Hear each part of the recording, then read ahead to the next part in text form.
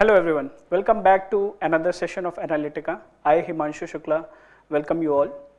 So, as usual, again very good feedback from all of you. And yes, in the previous video, I got one response which was unique, that people are enjoying the homework. They are enjoying that while writing case study, they are also handling one static question. So that was a very good feedback and very good, not feedback, it was encouraging to hear that.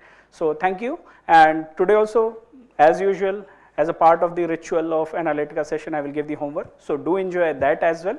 Okay, today we will be discussing question number 8 of 2018 of UPSC CSE GS 4 paper.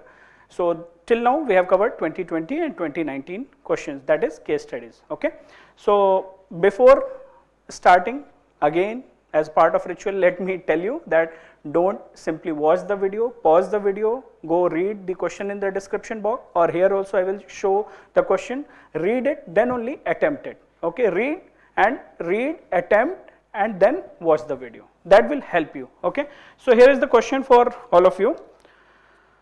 Okay, so read the question for 10 seconds, and if not sufficient, that time is not sufficient, then pause the video, read it.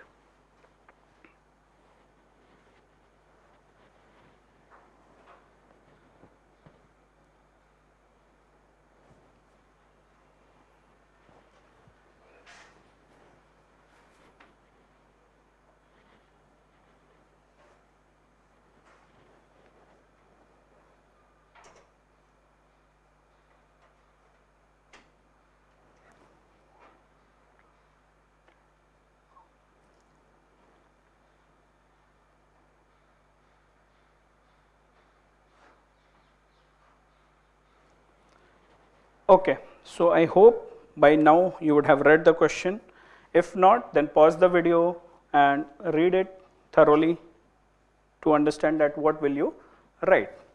Okay, so what this question is demanding, this case study is demanding or is presenting a scenario where a senior officer is there, and when you are a senior officer in any department, be it a private government, private sector or public sector, as a senior officer or senior personnel, you have more responsibilities. You will have more power and authority to take the decisions. You will have more access to information. For that matter, let's say if any employee or any person is there who is there at lower level of the in the hierarchy of the job, then he or she will not have much access to the information. But at senior level, let's say CEO level, CFO level, you have more access to information so that you can take the decisions effectively for the welfare of the organization or for the people.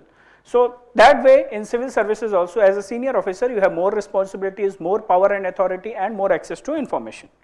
Now in the case study, the political boss is demanding realignment of in a project, and that realignment will lead to manipulation, it will lead to favoritism, it might lead to favoritism if the senior officer pays heed to what the political boss is saying. And ultimately that realignment leading to manipulation and favoritism, further it will lead to certain things. What it will lead to? It will lead to burden on the government, it will also be an act of corruption if the senior officer indulges in that, so it will be an act of corruption. It might lead to displacement of the farmers, and fourth point will be it will lead to ecological imbalance. So why I am using these words, or why I am reiterating that, sometimes when we have to write introduction to the case study, we simply start that okay, the case study is presenting this scenario. We start reusing, or the same keywords we will take and we will present it. We will it will look repetitive. So use your own keywords. Like ecological imbalance is not given. Okay, displacement of farmers is given. You can write any other word. So use these words. Corruption is not written. So using these words, you have to present a very beautiful introduction. After introducing the case study, then we will jump to the demand of the question. What is the demand of the question? The question is saying that what will you do in this scenario? That is the first part of the question. Then second part of the question is critically examine the various conflict of interest involved in the case study. Third part is that as a civil servant, as a public servant, what is your responsibility or what are the responsibilities of the public servant. So these three things we have to handle. One by one we will discuss. Now there are multiple ways to present our answers. Let's say the question is saying what are the critically examine the conflict of interest and what will you do. That is the first part, but the second part is critically examine the conflict of interest involved. So what you can do, simply what we can, one way of presentation can be that, okay, let's draw a tabular column.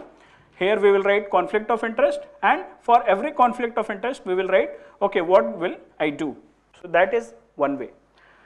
Another simple way, logical way, that okay, first part of the question is that what will you do? So I will write first, I will address that first, what I will do. So I will write certain thing. Second part is saying critically examine various conflict of interest involved in the case study. So I will write about the conflict of interest 1, 2, 3, 4 or how so many ever are there. Third part is that what are the, here after presenting the things in tabular column, you can come to the third part, that is what are the roles and responsibilities at public servant. So third part after tabular column we can write. In this second form of presentation we can simply write the third form, okay, these are the responsibilities as public servant. So these are the two ways of presenting the answer. Okay, so I will adopt the second way. Second way because it is much simpler and it will handle all the three parts. So starting with the first part, that what will you do means what will I do. I have to play a role, what will be done. So what actions I will do. So I will take 1, 2, 3, 4 options. Let's see what are these options. First and foremost thing is that I will deny any such favoritism. As why I will deny any such favoritism by which has been asked by the political boss. It might lead to, for now it is not favoritism, it will lead to loss of for many various stakeholders. Let's analyze who are the stakeholders here. On one side farmers are the stakeholder, second stakeholder is the flora and fauna, that is environment, third is the government.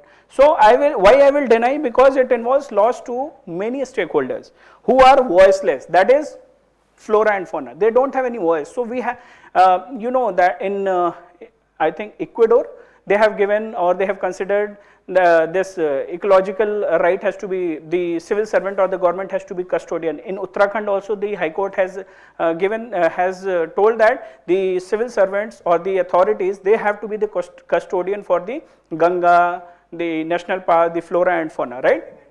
Sorry? Idea of living entity. So that is there. So guided by that, they are voiceless. So we have to be custodian for them. We have to be voice for them. So it will be lost to them if I don't fight for them, if I don't stand for them. Okay. Second, it will be lost to those who are not powerful. Powerful in the sense that people who start misusing their power, authority, resources for their benefit, for their self-interest. So here powerful, I mean when people are misusing the things. Otherwise the politicians or the executives, they are ultimately there to serve the people, right? So we should not consider powerful. But yes, if they start misusing the things, then of course they are in they will be at advantageous position, and the farmers, they are not so powerful. Okay, even though they will lobby, you know what is happening from past 3-4 months, we know that. So they are not so powerful. So we have to stand for them. Ultimately, government will be at loss, because here in this case study, the case study is saying that it will be burden on the finances of the government. So it will be burden, it will be a loss for the government. So that's why I will deny any such favor. So that will be my first step. Okay, denying that, okay, denial of favoritism, fine. Second, again I will not adhere to the politicians. These are the justifications what I will do and why I will do. I will not adhere to the politicians' demand because it will be against my value system. If I pay heed to what the politician is saying, I will be there will be a crisis of conscience at my own level, because my values and my actions, they are not synced. I think something else. A person of if I am a person involved in this case study, then I will not do that because my value system doesn't allow me to do that. And if I'll do, then what will happen? There will be crisis of conscience. My soul will always, I will always feel guilty. My soul will always, कहते हैं ना हिंदी में, कोसेगा मुझे. So peaceful नहीं रहेंगे. There will be disturbance, okay? And it will be also against my duty towards the constitution and citizens. So with respect to value system, you will explain that why will you deny. Third point, okay, it doesn't mean that you will only say no, I won't do anything, and you have denied and you won't do anything, okay. You have to also try your best to convince the politician. That should be your next step, that okay, I will not do, but you try to convince, and for convincing the political boss, you have to use certain arguments. You will tell them that how this manipulation or this loss will lead to loss for the flora and fauna, environment, how it will be lost to the farmers. So you try to tell them. If that is this scenario at present, then you can take the example of the present scenario, the farmer strike which is going on, that how it has lost to the farmers community. Okay. One side you will try to create awareness and educate him about the losses, and then you will also try to tell that if we indulge in such things, always the politicians or the senior officers, they are in the radar of the activists, they are in the radar of the opposition. So it will attract criticism from the opposition as well. Okay. Then you tell him that we will attract, you will attract, it will be threat to your political image, it will be threat to your winnability in the future election, right? It will affect your image, and you will attract criticism from farmers lobby, you will attract criticism from the environmental activists, you will attract criticism from the media channels, media houses, okay. So these through these arguments you will try to tell that how you will attract ire of the farmers. So you are trying to convince him by through your communication skills, through your logic, through your reasoning, through your objectivity, through your rationality. So that is the job of a senior civil servant, or for that matter that is the job of any civil servant whenever they are dealing with a their political bosses. Okay. So that is telling him or convincing him that why not to do so. Next is also you will deny this service because you will tell him that as a civil servant, having access to information doesn't mean that I should use it for my self-interest. I know that I have the information, I can use it for my own benefit, but buying land is not the agenda, right? As a senior citizen, if you take that land, that should not be your agenda. Ultimately, you have to this voluntarily disclosure of information of wealth and all you have to do. You will create, unnecessarily you will attract eyeballs that okay, why, what has happened, maybe he has indulged in some kind of arrangement, and ultimately that the objective here is to explain is that having access to information doesn't mean that I should use it for my self-interest. So that should be the fourth point. These are your action that you will deny, why, 3 points we have told that why I will deny. Fourth point is that you will convince him by giving logics, reasoning, objectivity, rationality. So this will this should suffice the first part of the question, that is why, what will you do. Coming to second part. Now second part is saying critically examine what? Conflict of interests. Okay, now it becomes very tricky here that okay, GS में तो समझ में आता है, GS मतलब 1 2, this is also GS only, GS 1 2 3 we know that okay, if there is any topic we have to take and critically analyze, we have to tell positive and negative. Okay, critical analysis of the EIA, draft EIA policy which was asked in this year UPSC exam 2020, critically analyze the steps taken by Indian government to manage disaster. Here we can critically analyze, okay, these are the positives, these are the negatives, these are the strong areas, these are the weak areas. But this question is saying critically analyze the various conflict of interest involved in the case study. Then how will you do this critical analysis of the conflict of interest? When they themselves are conflict, how will you use, we will differentiate and use this critical examination part. Okay, so don't end up writing merit and demerit, because this is not a step that okay, I will take this step and it has a merit and it has a demerit. What we will do, we'll see with the help of examples. So first conflict of interest is, first, we have a constitutional duty to do, right? So constitutional duty to render free and fair advice to the political boss versus my relation with the political boss. Relation with political boss. Okay. As part of constitutional duty, I have to render free and fair advices. Now here apply the critical analysis. While doing the critical analysis of such aspect, what we have to do, we have to tell that while performing, why we must do our constitutional duty. So that should be the positive things. Negative thing you analyze that if I don't do my constitutional duty, what will happen, and ultimately it is not desirable. So that way you analyze the conflict of interest from critical examine point of view, right? Then you also write about the relation.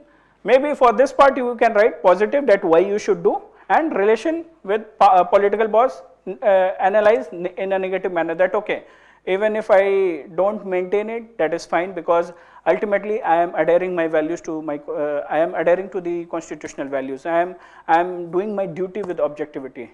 So that way you do this critical analysis. Okay. So don't take tension that how to handle that. That is a demonstration that how to you have to handle. Now let's focus on critical analysis and discuss them. So first is constitutional duty to render free and fair advices. That is my job. That is what is expected from me as a senior civil servant. That is part of my code of conduct. That is part of my code of ethics, right?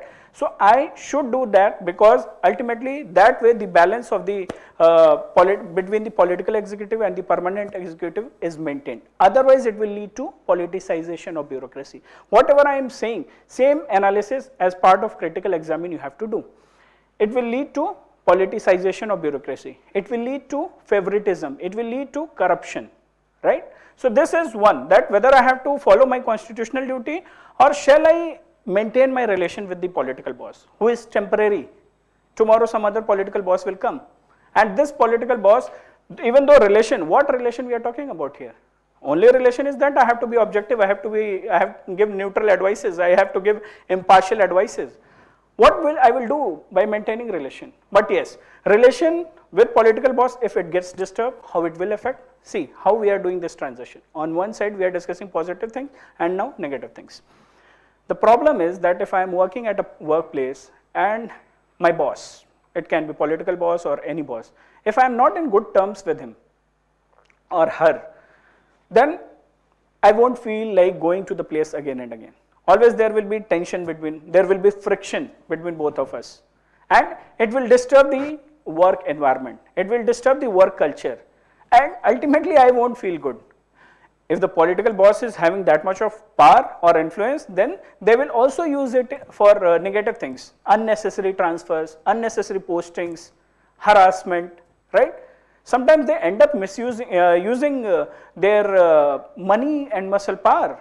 So if you might have seen this movie Ganga Jal, how the politicians used to use that and attack Karwana, Marwana, all these things, right? So that is also a dilemma, like should I save my life or should I maintain my relation, right? Okay, so conflict of interest is this. Second conflict of interest is with respect to public interest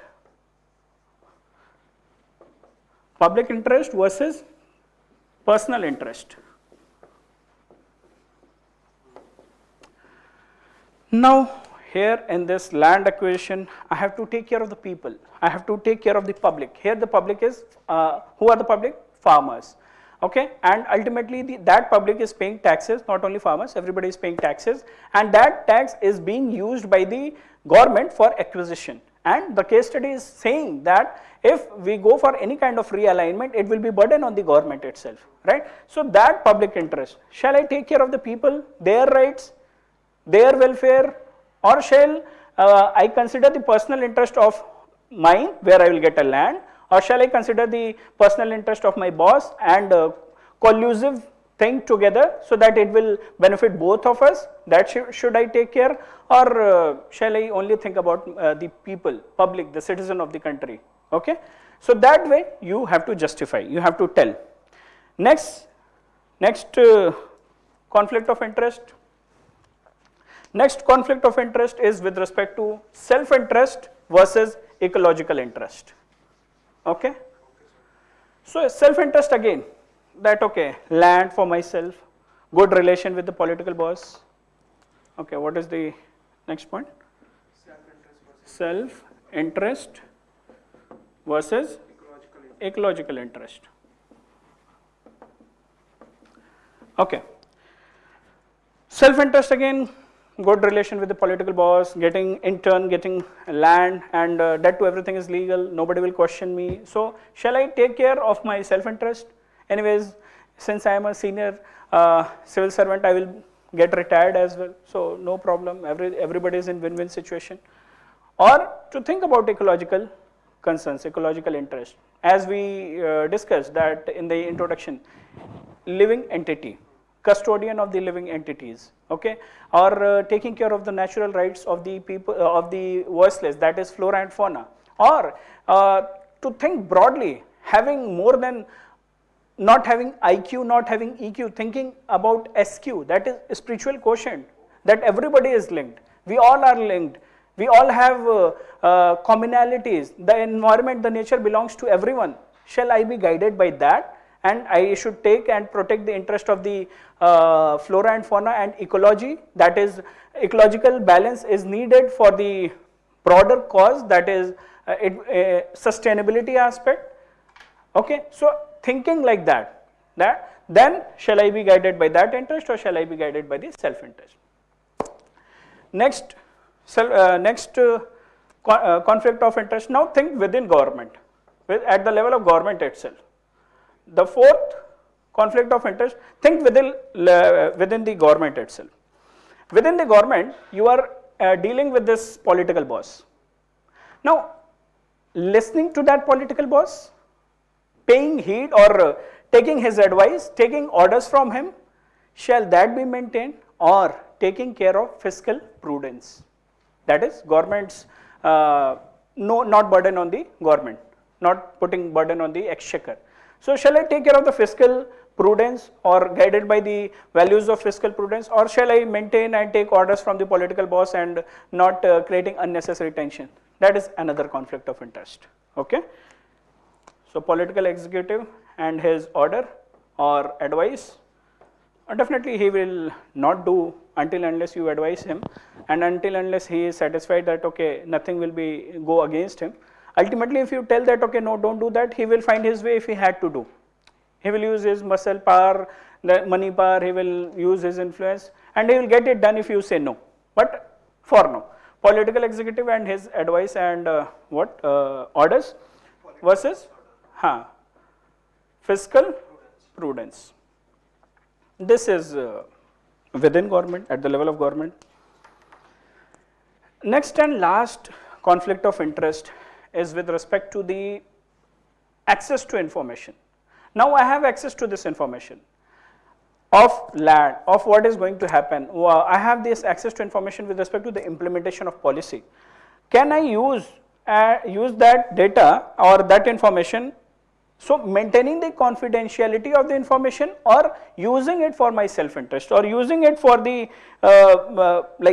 common interest of the politician and myself?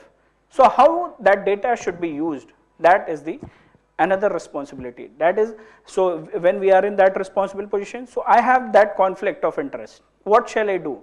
Shall I maintain the confidentiality and should not use that, or shall I use it for my personal information because I am having access to information? Then what will happen? Harshad Mehta will happen, right? So insider trading, insider information. So remember, link that way. If anyone who is having any information and they start using it for their own benefit, then that is not good. Insider trading, that's why SEBI, it is a crime. That's why Harshad Mehta case and other things time to time, that is not desirable. Okay, so that is the fifth conflict of interest with respect to access to information, info. So this is it with respect to the second part of the question, which was telling about that critically examine the conflict of interest involved in this case study. Now this Next and last part of the question is asking you to present the responsibilities, various responsibilities. You have to explain your responsibilities as public servant.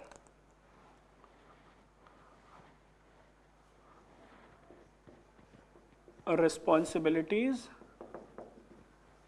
as public servant. Here we all can write very beautiful answers, very beautiful point.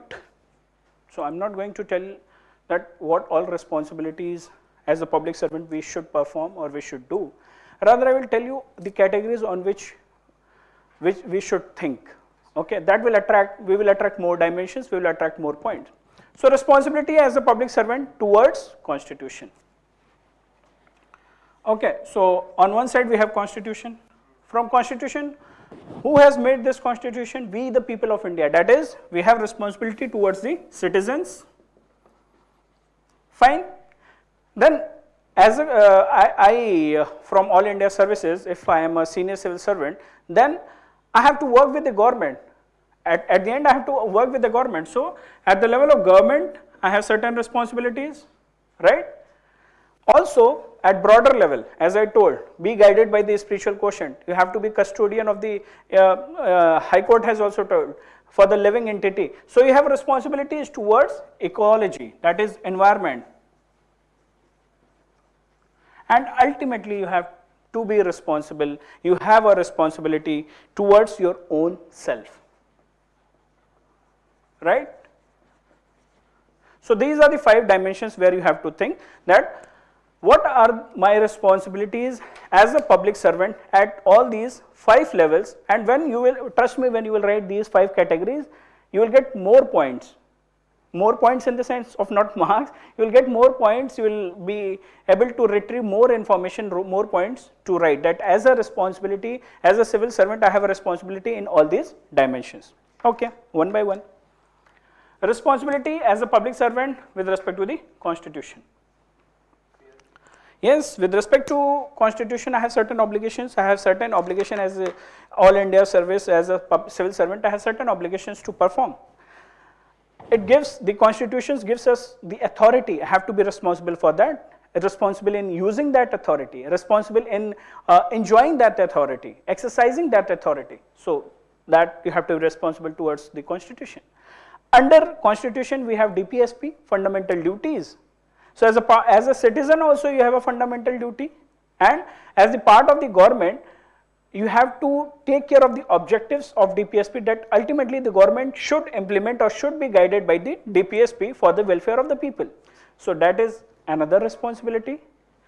Fourth, it gives vision for the future. That is economic justice, social justice, political justice. So it gives us vision that how to reduce the things, how to reduce inequality, how to empower people, all those things. So here we have discussed 4 things. One is DPSP, fundamental duties, authority aspect, then obligation, then having vision for the future. With respect to the citizens, as a civil servant, it is our duty, it is rather our responsibility to build, to have that, to build the trust, to maintain that trust between the government and the citizens. So at any cost, we cannot make such arrangements which will lead to trust deficit. So maintaining trust is the responsibility of the public servant. Second point, ultimately we have to work towards reducing the inequality of everything. Inequality, the information should be accessible to each and everyone. That's why we have RTI. There should be no inequality with respect to wealth. There should be no inequality with respect to power. So ultimately agenda is that. So we have to reduce inequality. If we indulge in what the case study is saying, we will further increase that inequality. We will not contribute in reducing the inequality. We will, rather somebody will get displaced, they will not get their due benefit. So what is happening? Are we bridging the gap and reducing the inequality, or are we increasing it? We are increasing it. So that is another dimension with respect to citizens. One is trust, second is with respect to inequality. Third, ultimately a civil servant has to see that any citizen or any citizen should not be threatened or there should be no unnecessary fear among them. You have to remove that fear. You have to create that conducive environment there where they can express themselves freely. If we start using this power, influence, muscle power, money power and all such things, then what will happen? Ultimately, nobody will come and say openly about the things what they feel. They will not raise voice against the politicians. They will not raise against the their voice against the goons. So what will happen? Your job, your purpose of being a civil servant will be not fulfilled. That's why we are the custodian at the district level. We are the father and mother of the people who are my baap, not dad culture. My baap culture is different. But feeling that guardianship should be there. That okay, these people are mine. I belong to them. They belong to me. So I have to take care of their welfare. I have to take care of their needs. So think from that point of view. That unnecessarily there should be no harassment of the people. People should not be threatened, or there should be no fear among the people. Okay. Next, ultimately, as a civil servant, it is our constitutional duty that we have to provide enabling environment for the all-round development of the citizens. And if that is happening, if we are indulging in this case study in any manner we are indulging, that will not provide enabling environment to the people. So that is another dimension. So here also we have discussed 4 things. Okay. Coming to the government aspect. As part of the government, you are the permanent executive. And when you are exercising your power, or when you are dealing with the political executives or the political bosses, you have to be objective, right? We have to display value neutrality. We should not have any ideological affiliance with any of the political bosses. We should give free and fair advices, right? And ultimately, our decisions should be guided by the principles of fiscal prudence. Okay, and thus it also, our action helps in maintaining that social contract between the representatives and the citizens. So these are the 5 points. Okay, one is with the objectivity, second is value neutrality, free and fair advices, fiscal prudence, and maintaining, doing our duty to maintain or helping in maintaining the social contract. So these are the my responsibilities as a public servant towards the government. With respect to ecology, definitely as a part of the environment, as human, I have certain natural rights, but I should not affect others' rights. Sustainable development, my decision should be guided by the principles of sustainability. My decision should be guided by the justice for all the, not only human beings, all the living entities. In fact, my decision should be guided, or I should be guided by my environmental ethics. So use such keywords, and you have to tell what are your responsibilities as a public servant towards the ecology as well, right? Next and the last point, with respect to the own self. With respect to the own self, you have certain responsibilities as a public servant. Ultimately, as a public servant, there should be no conflict of interest. There should be no imbalance, or there should be least friction between my own values and the values of the organizations. My own values and constitutional values. My own values and the societal values. There should be no friction in that. And if I indulge in any kind of favoritism, nepotism or corruption, then there will be friction. Then there will be crisis of conscience. Then there will be ethical erosion, ethical fading. Right? So such things. I have a responsibility towards my values. My family संस्कार और culture और value system, मैं उनको धोखा नहीं दे सकता. जिन्होंने मुझे सिखाया है कि नहीं ऐसा नहीं करना है, और जिन्होंने मुझे बोला है कि नहीं, you have to always uphold your values, right? So I cannot go against my family values. Otherwise, again, it will lead to crisis. And ultimately, you have to be responsible towards your conscience. Otherwise, sleepless nights, right?